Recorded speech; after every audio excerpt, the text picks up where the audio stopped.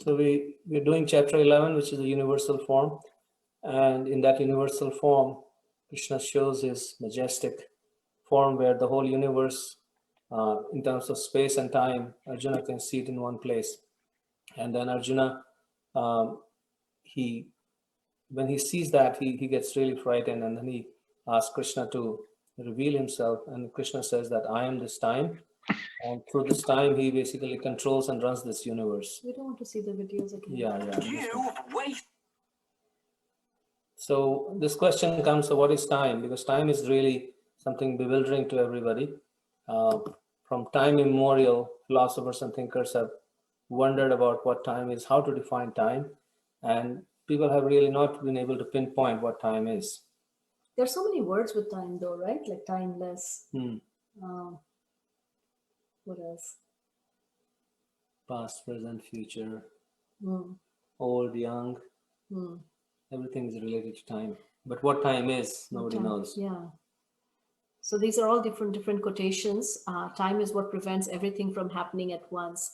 So we're really separated from our future by this time. In fact, when Prabhupada was sitting on a bench in New York City, right? And he had just arrived in New York and hardly knew anyone. So there was this person who asked Prabhupada how many followers did he have, and Prabhupada said that he had thousands of followers and so many temples all over the world, and he had nothing. He was he had just starting out on 26th 2nd Avenue, and so and then he said, yeah, and time is simply separating us from that. So the point being that time is separating us from old age. It's definitely separating us from our final moments on this planet. And Einstein, it's a very well said thing that it prevents everything from happening all at once. So let's continue. So the true nature of time. This is a documentary where, yeah. So basically, again, there are scientists and philosophers and people who have been contemplating what time is. And again, this is a very nice quote by Radhanath Swami, who says time is mystical, and it indeed is. I mean, the fact is that for such a long time, people are trying to figure it out. It erodes mountains, evaporates oceans, obliterates planets, extinguishes the sun, and presides over every being in creation from womb to tomb. Nothing and no one can alter it for even a moment. Conquerors, billionaires, champions, and geniuses all must eventually accede to it and surrender everything they have accumulated. No scientific achievements or technological breakthrough can alter it. Beauty cannot seduce it. Bribe cannot entice it. Brains cannot deceive it. Entire military arsenal cannot stop it. Yet time is elusive. It cannot be seen, right? We can only see the clock, which is indicating what time it is, but cannot be touched, cannot be tasted, cannot be smelled or heard. So it's like all our senses, right? We cannot really perceive it through our senses. With every tick of clock's second hand, time is plundering our lives like a master thief. And it's amazing. Like as I was just reading this, I was thinking about my own life when I was very young, and I was just 5 or 6 years old. I grew up in a place which was surrounded by bamboo forest, and there were no, it was like a very slow paced life. And we had this huge grandfather clock on the wall. And like I would run off and I would play, and I would just be like, I was all by myself. And so I would just constantly like keep finding ways to keep myself happy and busy. And I would run back to my grandmother and say, I'm really hungry. And it was like around 11 o'clock. And she would say, go and play and then come back, and then I would go away and I would play, like it seemed like forever. And I would come back and she says, only 10 minutes have passed, right? So it's like, we experience that, right? There are times that I had a very slow paced life, and it just, time seemed to, there used to be so much time. And now we live in a world where, and I live in that same world now, where I have no time. Time just rushes by me, right? Every day. So this is a story that we talked about, Akbar and Birbal, where Akbar actually asked this question to Birbal once, that what does God do?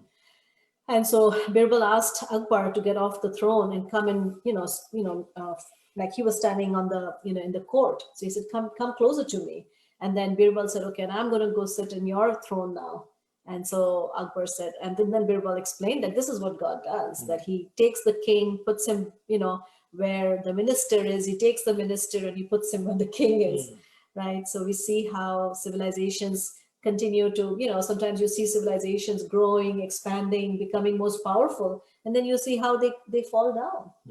The same thing with individuals. Yeah, great civilizations come and go, and it says that like through the sieve of time, everything will fall through. Basically, nothing will hold in the sieve of time. This was a poem that we read from Shakespeare, so we're not going to read it again, but a beautiful poem. And we talked about how time is the glance of Mahavishnu. So when the time for creation comes, at that time, then these numerous universes come out from the pores of Mahavishnu's body, and on each universe, Mahavishnu throws his glance, and through that glance, basically, that universe starts materializing, and all the different material elements, earth, water, fire, air, they start basically appearing from the non-manifest material elements. And then also through that glance, all the living entities that are resting in the body of Mahavishnu, they are transferred into this universe. So that glance is compared to, is actually time, and it is also, the glance is carried by Lord Shiva, who basically goes and impregnates this material nature. And so I guess if you wonder why everything seems to be driven by time, we can see that time is the starting point, right? It's what differentiates liberated condition from a conditioned condition, right? A conditioned existence and a liberated existence. The difference is the control of time. So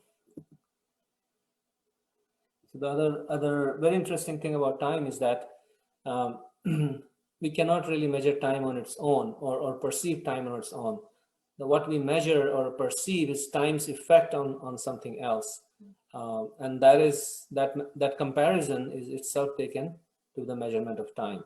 So, like for example, the sun moving around in the sky, and then our clock moving around in our room.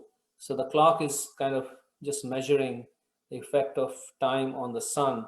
It's not really measuring the time itself. So everything, all the transformation, the change or movement of an object or element is the mark of time, not time itself. And of course, in this 11th chapter, we see how Arjuna is terrorized by this form, right? So this time element actually creates terror in our heart. We are continuously, if we really analyze our fear is really because of this time factor, right? If it's old age, or it's separation from our loved ones, or it's death, or it's loss of something, it's all connected to this time factor. So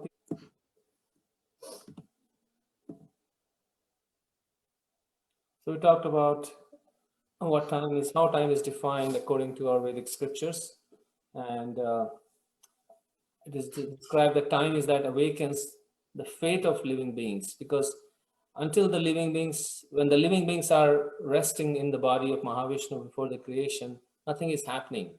Their fate or their karma is kind of frozen, and only when they are transferred to the universe through the glance of Mahavishnu, then through the effect of time, then the karma starts unfolding again. So time is that which awakens the fate of beings and necessary for the fruition of their karmas. Without time, nothing will manifest.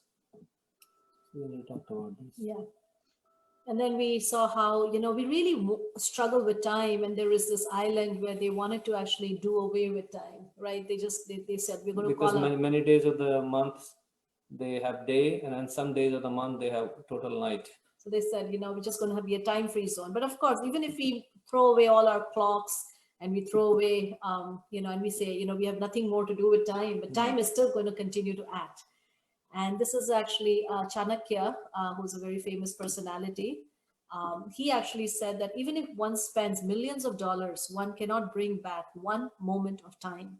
So like, for example, right now it's 7:50, right? And if, once we get past 7, and we move like 1 minute, then it's 7:51.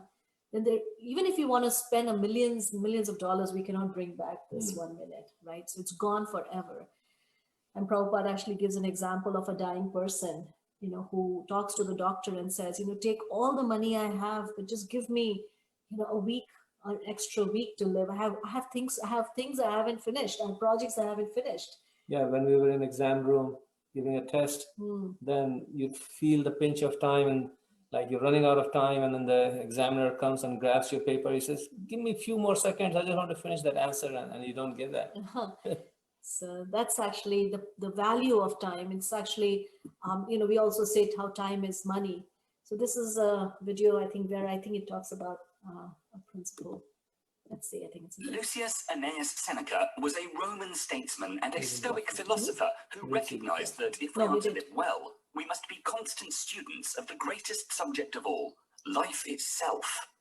In his moral essay on the shortness of life, Seneca offers us an urgent reminder on the non-renewability of our most important resource, our time. So, with that in mind, here are 10 of the most important insights for time management from the writings of Seneca. Number 1. Treat time as a commodity. Seneca says, people are frugal in guarding their personal property, but as soon as it comes to squandering time, they're most wasteful of the one thing in which it's right to be stingy. Seneca cautions that we fail to treat time as a valuable resource, even though it's arguably our most precious and least renewable one. Imagine walking down the street and seeing a really rich guy just throwing his money away. You'd definitely think that person was insane. And yet we see others and ourselves throw away something far more valuable every day. Our time. The amount we get is uncertain, but surely limited. It's clearly more insane to waste time than money, because unlike money, we can't make any more when it runs out. To realize the value of 1 year, ask a student who failed a grade. To realize the value of 1 month, ask a mother who gave birth to a premature baby. To realize the value of 1 week, ask the editor of a weekly newspaper. To realize the value of 1 hour, ask the person who just missed a train. To realize the value of 1 second, ask the person who narrowly avoided an accident. And to realize the value of 1 millisecond, ask the person who got silver at the Olympics. While the amount of time we get on this earth is uncertain, the one thing that is certain is that that time is limited. Money and property can increase and decrease depending on our luck or effort, but our time is fixed. Death creeps up on time wasters, people who assume time is cheap, because when employed correctly, time becomes an amplifier. When spent without consideration, it becomes a persistent source of regret. Number 2. Don't invest your time preparing for life. According to Seneca, he who bestows all of his time on his own needs, who plans out every day as if it were his last, neither longs for nor fears the morrow. We are all guilty of spending way too much of our time preparing for life. Seneca pushes us to live right now, to not delay our happiness, to not think that happiness lies in the future.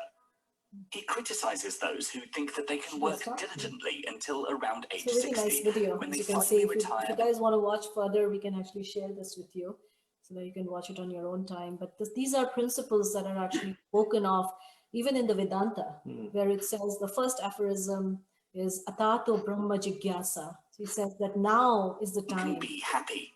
Our future is uncertain. So it says now is the time to inquire about the nature of the absolute truth. So many times when you are young and people, when you're trying to explore these spiritual principles or questions, people might say, oh, why you're too young to be thinking about these kind of questions. But actually the Vedanta says, no, now is the time, right? Because we don't know how long we have. And the Srimad Bhagavatam actually starts with this principle that this king Maharaj Parikshit, he gets to know that he has 7 days and he's going to die in 7 days. And so this whole great literature in the Srimad Bhagavatam is based around what's the best way to use or engage one's life, or even if it's only 7 days, what should one do? And so that forms the basis of this great conversation. And yet, Prabhupada, in one of his earlier writings, he wrote an article which was modern man's disease, no time, right? So we are all, we all seem to be so lacking in this one thing. And what that really means is that when we say we don't have time, and we'll talk more about this maybe later, it means that really it's not a question of time, it's a question of taste or interest. And in today's times, we do have a lot of time that we are wasting. And it's not in... I don't think we need to watch this. This is again based on that same earlier animation that we watched, where this guy, he sells. This whole movie is based around how people can actually buy and sell time. But, yeah. And so since we've already watched it, I don't think we need to waste our time watching it again. So it's described in Bhagavatam that there's 5 assistants of time. Very interesting concept. And these assistants, they allow us, they are formed because of time, and they can also be undone because of time. Now, the effect of them can be undone with the help of time. So one is called Swabhava, which means one's nature. What is our nature? And some part of our nature we inherit from our previous lives, but a lot of it is also built in this life because of the effect of time. Swabhava is like how we associate with, who we associate with, all that kind of impacts our nature, our behavior. So that is again under the control of time. And then samskara, which is very similar. Samskaras are impressions. They're like thought channels, right? Or thought patterns. And we all carry those kind of impressions from previous lifetimes. And those are samskaras, and they are formed because of the passage of time, right? As we go through time and different lifetimes, actually, we accumulate these kind of impressions. Kama, material desires, they are also dependent on time, because in order to think of those desires, in order to implement those desires, in order to enjoy the fruits of those desires, we all need time. Without time, it's not possible. And the whole process of karma, which is activity, right? That is all performed within the purview of time. So the fruition of that activity, the result of that activity is actually determined by time, right? So in order to understand karma properly, one has to understand kala, because everything is happening within the purview of time. And the last one is modes of nature. There are 3 modes of nature: passion, goodness, and ignorance, or forces of nature. And they also are dependent on time to manifest their effect on us, on the soul. I was also thinking when, we were discussing earlier about how these 5 are also the assistants of time. So I was thinking that how time has a quality of flowing, right? It continuously takes us from one place to the other. And so another way to understand these 5 assistants of time is that these 5 things keep this flow of time ongoing, right? It's like our nature, like our conditioned nature, impels this time to keep flowing, this condition or temporary time or material time to keep flowing. Our impressions are what gives us the impetus to keep flowing with this time. Our desires, our activities, and our particular gunas or modes. The modes that we choose. Yeah. So through these 5, we basically stay under the control of time. Yeah, we ourselves generate this flow of time, right? Because the whole purpose of the process of spiritual life is to actually break away from this influence of or the flow of time. So this is Stephen Hawking. This was, I think, one of one thing that he did. He organized a time travelers party where he sent out an invitation. Let's watch it and then we'll talk about it. I guess after this, he said that I have experimental evidence that time travel is not possible. He said, I sent out invitations after the party, of course, and no one came. So the point being that we do have an innate desire to overcome the impact of time. Yeah, it's something that. So this is another concept that is explained in Srimad Bhagavatam. Prahlad Maharaj, who is a great devotee, he explains how we spend different, like how many years of our life is spent in so many different activities of our life. So he says, if you assume that a human being has a maximum duration of 100 years, then half of those years are completely lost, because at night we sleep for half of our 24 hours. Well, people, even if you don't sleep for 12 hours, but yeah, just for the sake of argument. And so then we only left with 50 years. And then out of those 50 years, one passes 10 years in childhood, similarly another 10 years in boyhood, or girlhood, playing and sporting. And then this way 20 years are wasted. Similarly, in old age, when one is an invalid, unable to perform even material activities, one passes another 20 years wastefully. So in this way, our lifespan, which may seem to us to be a very long lifespan, right? When you're in your 20s, when you see a 50-year-old, you think, oh my God, they're old, but it goes by just like this. And I think we have mentioned this story. There's a story of this insect, right? Which has a lifespan just of one night.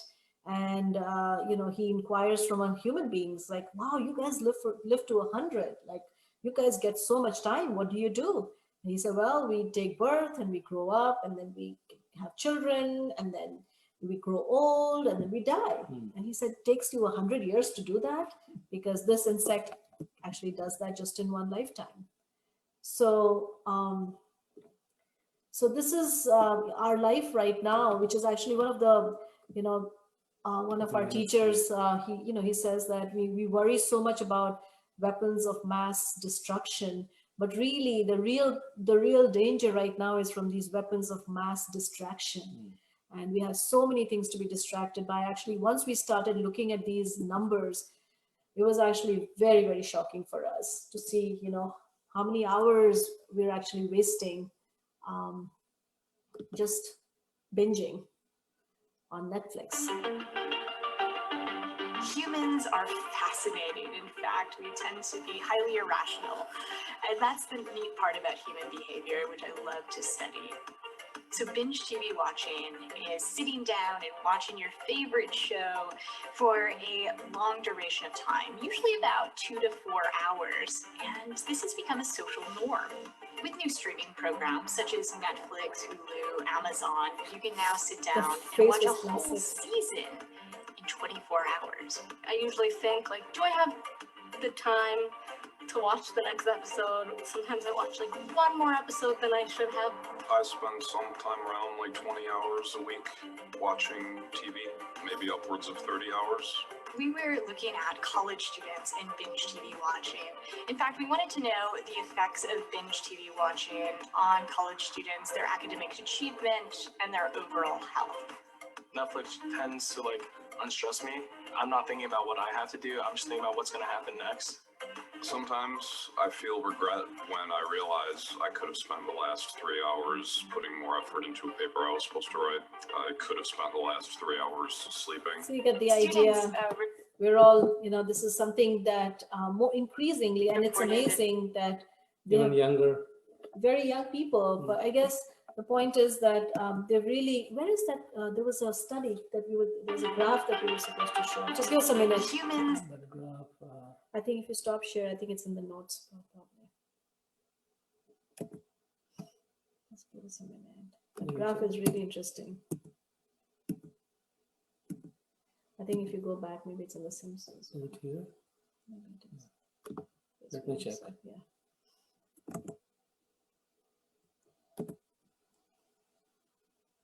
Yeah, this was the chart. So this is a chart that we wanted to share with you, and it's quite startling, actually.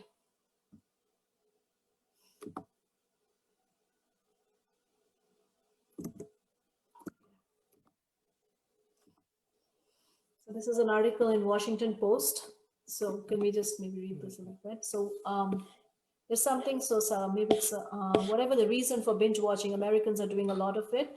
The average American now watches 3 hours and 21 minutes of TV per day on the weekend and 2 hours and 36 minutes per day during the week. And so how much of your life have you spent binge watching TV shows? The chart below shows the various time investment in hours you would have to make to watch a number of series. So you can, I think the chart is okay. So these are just, no. Where did that go? No, this is not the one. This is not the one that we wanted to show you guys. Sorry about that. This is what happens when you've had a few days between this, right? Oh yes, now you got it. which one? This one, right? Yeah. Let's see.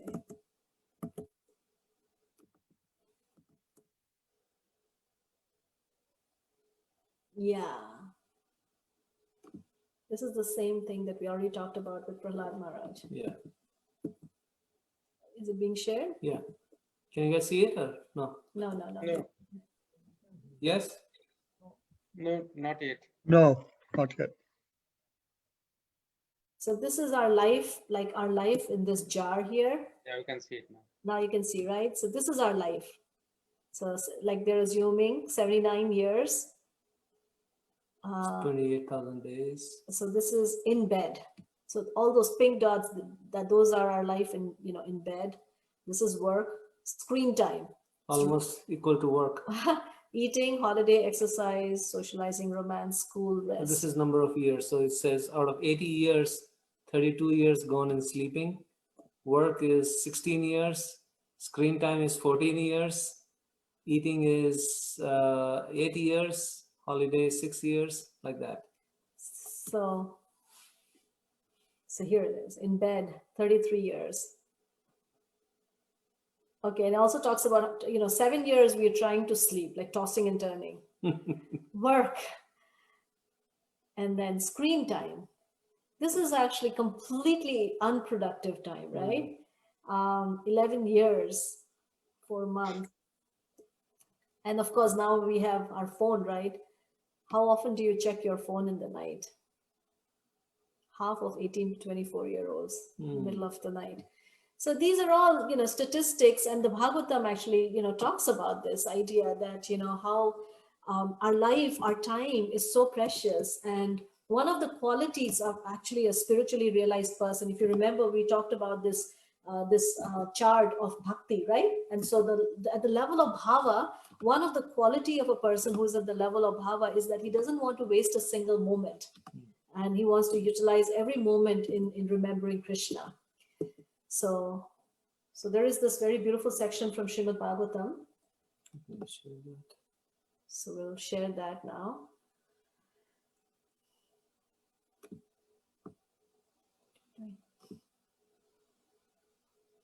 Where it talks about, like we are, so our time is limited, right? And our time is not a renewable resource. So we know that we have limited time, that's for certain. How do we use that time? And so we already saw how we are using our time currently, which is mainly sleeping and socializing and watching, social media, whatever, and our work. And so the Bhagavatam comes in with some very strong words and says, before we start utilizing anything or using anything, we have to ask, what is it for? And is it the best use of my time? So this is actually a very, very wonderful and a section that we both really love very much. So we wanted to share it. Can you guys see the screen? Yeah, we should be able to. Yes, we can. Yeah. It's okay. Yeah, so I'll just read the last line of the Sanskrit, which is very powerful. We see a screen that says, what's the point, and an image. Oh, I see. Sorry. That's what I wanted to find out.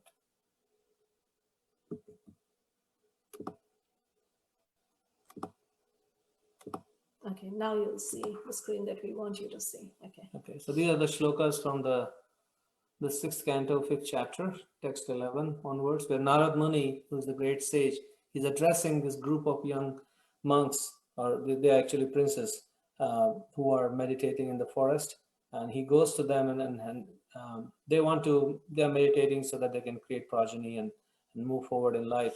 So he's kind of inspiring them to become renunciants. So his refrain in the shlokas is Kim Asat Karma Bhir Bhavet, the last line in the shloka, that he's going to repeat again and again in his instructions. And the meaning of that is, what is the point? What is the point? So the last line, he says, if one foolishly engages in temporary fruitive activities and does not look toward the cessation of this bondage, what will be the benefit of his actions? That is, Kim Asat Karma Bhir Bhavet. What is the point of living like this? And then the next, Narad Muni had said that there is a kingdom where there is only one male. The Haryashvas realized the purport of the statement. The only enjoyer. I think we can just read this. Okay. If the members of human society do not understand him, the Supreme, through their advancement in knowledge and activities, but simply work very hard like cats and dogs all day and night for temporary happiness, what will be the benefit of their activities? So, kimasat karma bhir bhavet, if you don't realize the Supreme.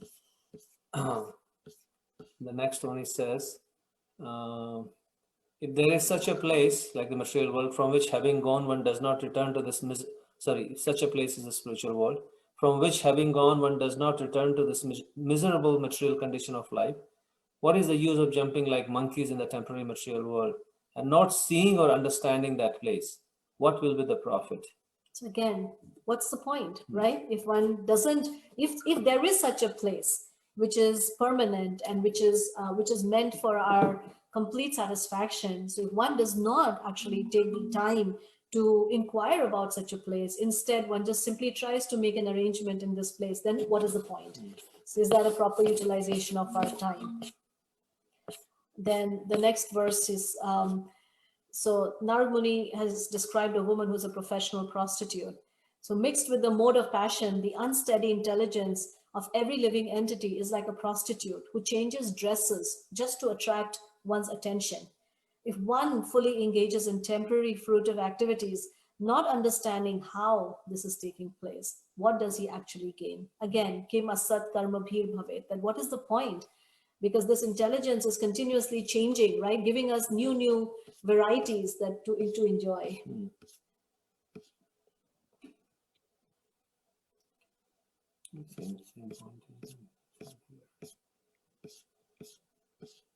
So Narad Muni had said that there's a river flowing in both directions. The Haryashvas understood the purport of the statement. Material nature functions in two ways, by creation and dissolution. Thus, the river of material nature flows both ways. A living entity who unknowingly falls in this river is submerged in its waves, and since the current is swifter near the banks of the river, he is unable to get out. What will be the benefit of performing fruitive activities in that river of Maya? So it goes on and on, kim asat karma bhir bhavet, that if you are simply engaged in the performance of asat activities, then, have we really utilized this time in the way that it's meant to be utilized? So this was the section. What's the point? What's the point? So you can remember these verses, that's what's the point.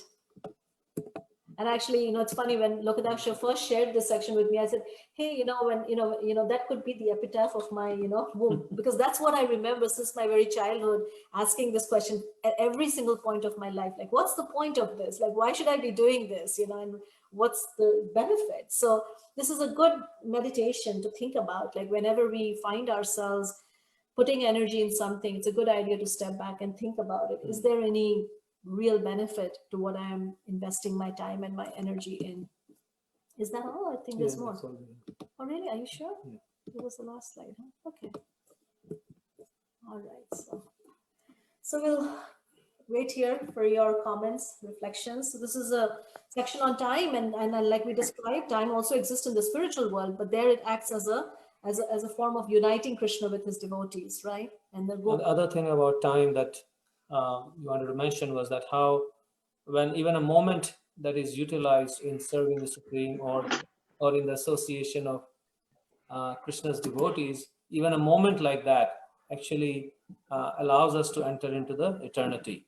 So there are so many examples of how many devotees, they saw Prabhupada or they associated with Prabhupada even for a moment. And because of that association, they got completely purified and their life completely changed. There's a story of one guard when Prabhupada was visiting Moscow back in the 70s. He just went there for 3 or 4 days. And he was walking through that main area, the tourist area in Moscow. And there was one guard who was just standing outside the Kremlin or wherever, some building, some important building. And he had to stand like very sternly because that was his role. And he saw Prabhupada just walking by. And he was really fascinated by Prabhupada and he wanted to talk to him, but because he was on duty, he could not leave his post and come and talk to Prabhupada. But that momentary image of Prabhupada stayed in his heart. And that really made an impact on him. And he kept on looking and trying to find who this monk was. And many, many years later, he finally found some books by Prabhupada where he saw his picture and recognized him. And he started reading those books. And he basically became a devotee and he shared that realization that how that moment he saw Prabhupada, that stayed with him. Actually, there's a verse like that, right? Yeah. Sadhu Sangha, Sarva Shastra Koye, Lava matra sadhu sangha sarva siddhi hoy. So it means that sadhu sangha means the association of those that are engaged in spiritual activities. So it says 3 times, sadhu sangha, sarva shastraka. All the different books, the scriptures, they say the same thing, that lava matra. So lava is actually one, like a microsecond. Microsecond. So even a microsecond association with a devotee, if one can get even that little bit of time spent with a devotee, one can actually get all perfection. And there's a verse from Srimad Bhagavatam which says exactly the same thing, that both by rising and by setting, the sun decreases the duration of life of everyone except one who utilizes the time by discussing topics of the all good personality of Godhead. So every day when we go to sleep and every morning when the sun rises, it's one day less. We're in the process of dying, actually. Time is running out. But if we engage our time in remembering and glorifying and hearing about the qualities and the activities of the Supreme Lord, then that for that person, that time spent actually leads to eternity. You start depositing in your bank or spiritual or account, you start depositing eternal time. So just by utilizing this material time and remembering and then serving Krishna, we start actually gaining eternal time. And that's how we can overcome or conquer the effects of time on us. So we stop here and we'll, wait for you guys to maybe share your reflections, realizations, or any questions. Are we Hello. going to go ahead? Oh, I was just wondering. So I thought I saw in the Bhagavatam, in the section we we're just reading, that when a living entity is gone has once gone to the lower planets, they hardly ever return. Is that true? Not lower planet, spiritual planet. No, they said both though. They said Yeah, they both. said both. Yeah, it's kind of, it's not that it's impossible, but it becomes difficult. The lower the soul goes into the lower planet, and then it becomes difficult, and then finally the soul will migrate into an animal species, and because it will rotate through the cycle of the different species, so eventually it will come out, but it just means that it's very difficult to come out. It's a very long time. Yeah, it takes a long time. It's a very long time. Once you fall back into the lowest species, from there all the way to this human body, it's a long process of evolution, right? So sometimes when the scriptures talk about impossible, or like for example, the word is used as eternally conditioned. Well, we know we are not eternally conditioned, right? That there was a time at which, but that time duration is so long that one could just simply say that it's forever. That's how. Okay, that's really good to know. Thank you. Yeah. Yes, Delia. Just like, am I stuck here? Okay. Now, are we going to continue this talk about time next class or classes, or is this the last chapter? This is the last on time. This is the last chapter on time, yeah. Okay, so my question is, this view of time, or the way that we're enslaved by time, is only in the context of like our material lives, our conditioned lives. But there is a way, isn't there, in which like the passage of time is contained within the system of eternity or something? Because we know that, okay, so in my lifetime, I know that time passes, we'll get old, age, eventually die and everything, but then come back, get reborn, and that whole system goes on forever. Like, how do you reconcile the temporality of our experience with the eternal nature of the soul? And also time, I guess what you're saying, right? That time, against that framework of time, we are going to have our temporary manifestation and non-manifestation, and we'll keep, right? But time itself is going to go on forever. However, time, of course, is also cyclical, right? So there is, in one sense, that time is there, but that time also goes through its own cycles where there is complete non-manifestation of all the universes at some point. But then, hey, what was your question again? That what is the impact of time on the soul? It's more of an idea than a question right now, but yeah. Time isn't just linear, because it is within this greater context of this. How can we perceive the eternal that does exist within our temporal experience, I guess, is my question. How can we experience the eternal, which is the soul or the super soul in this temporal nature of time, right? And that, I mean, I guess the answer we discussed, how just by utilizing this time in hearing about the Supreme and engaging in His service, we can experience the eternal nature of ourselves. And that's why all the scriptures are given, because the scriptures know that we have a limited time, right? In this material world, we have a limited time. Everybody has a limited lifespan. So utilize that limited lifespan that you have in serving the Supreme, and then you'll become free from the influence of this time. Once you realize the nature of absolute truth, you become kind of like freed from the chains of time while still being subject to it. Because as I said, like, I know that my life is going to progress in a linear manner, but I know that that's only this lifetime. I know that, like, beyond that, there's a system of eternity. It's hard to find the words. I don't know. But you said it very nicely. What you said was exactly right on, that, once we have connected with the absolute truths, even while living within the confines of time, one becomes immune to the effect of time, and so that is actually how a devotee is able to enter into this material sphere and is not at all affected, because that confinement is only there for a conditioned soul, and so you have devotees like Prabhupada and so many other great teachers who come into this world, and they're completely, even though on the outside it may seem like they're going through those similar changes, but actually because they don't identify with those changes, so they're never affected by those changes. Are you talking about Jivan Muktas, Mataji? Yes, Jivan Muktas. Exactly, that's the word. Jivan Muktas. Very nice. Thank you, Pratibha. Anybody else? Dominic, do you have any thoughts? Well, I have been thinking about, like, the ways in which I use my time, like devoting more of my time, like any more than just like one round of like the Hare Krishna, or like something just like kind of gaining a progression of dedicating more and more time, like even if it does seem tiring, and then like you sort of think of everything else that I spend my time on, like some of the times where I'll get tired, or like I'll just be watching YouTube, or like especially like on my phone, like the screen time messages that come every week are a little scary sometimes, but like I'm just trying to figure out ways to engage more of my time in kind of connecting with the soul and with spiritual study. Such a good point, reflection / comment. And on that, I just wanted to add another point, that our whole purpose in or one of the goals of our spiritual practice is to get to a point where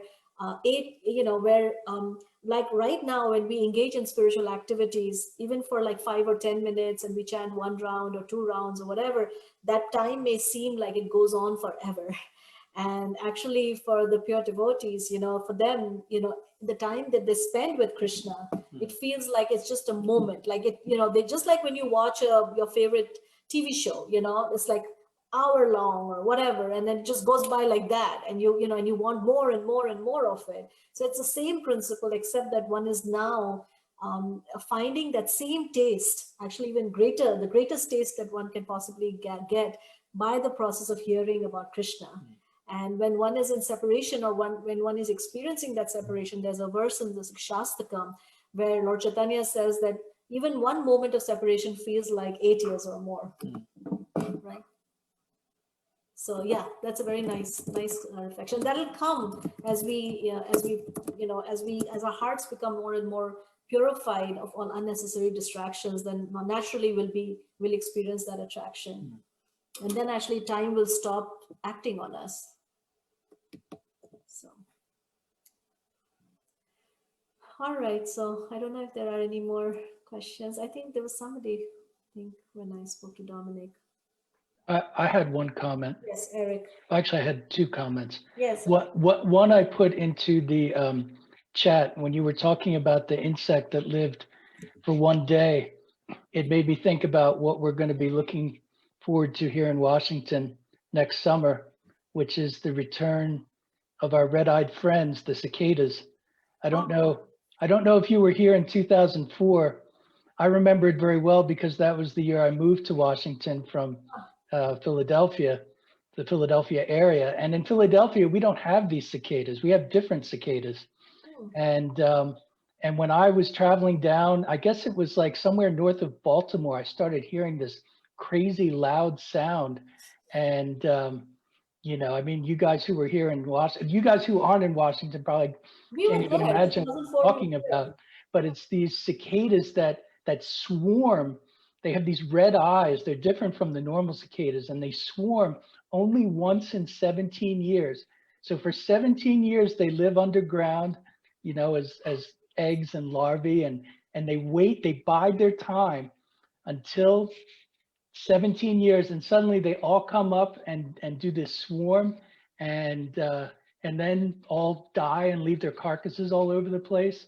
And then the next generation goes back underground again for 17 years. It's amazing. So they have a very unusual concept of time, but somehow it's built into their system. They know that every 17 years, it's time for them to come out and have a big party. So It get happened ready in for that Boston next too. year.